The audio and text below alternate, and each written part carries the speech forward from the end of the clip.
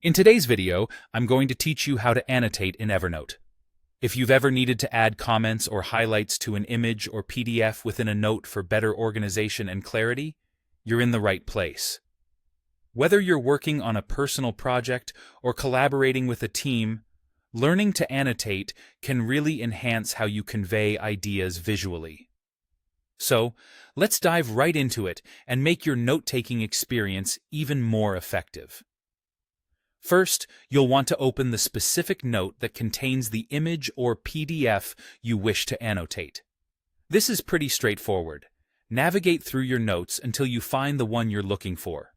Once you've got the right note open, you'll then need to select the image or PDF you want to work with. Simply click on it to get started. You'll notice that this action is important because it activates the next step, which involves accessing the annotation tools. Once you've selected the image or PDF, look closely, and you'll see a pencil icon appear directly above it. This pencil icon is your gateway to all the annotation features Evernote offers. If for some reason the pencil icon doesn't show up, perhaps you're using a different version or interface, don't worry. You have another option. Simply right-click on the image or PDF and a menu will pop up.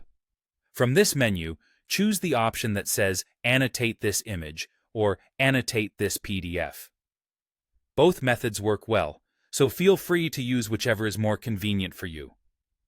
Now that you've accessed the annotation tools, it's time to let your creativity and organizational skills shine. Evernote provides a variety of tools such as arrows, lines, shapes, and highlighters. You can also add text to make your notes really stand out. These tools aren't just functional, but are also customizable.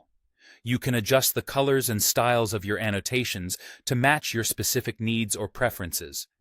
It's a great way to make your notes not only informative, but also visually appealing. After you're satisfied with your annotations, it's crucial to save your changes. This step ensures that all your hard work doesn't go to waste and remains available for future reference. Saving is simple. Evernote will typically prompt you to save when you try to exit the annotation mode. Just make sure to confirm when prompted, and you'll be all set.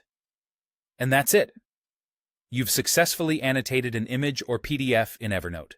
With these skills, you can now enhance your notes quickly and efficiently, making them even more resourceful and easy to understand. Thanks for watching, and happy annotating.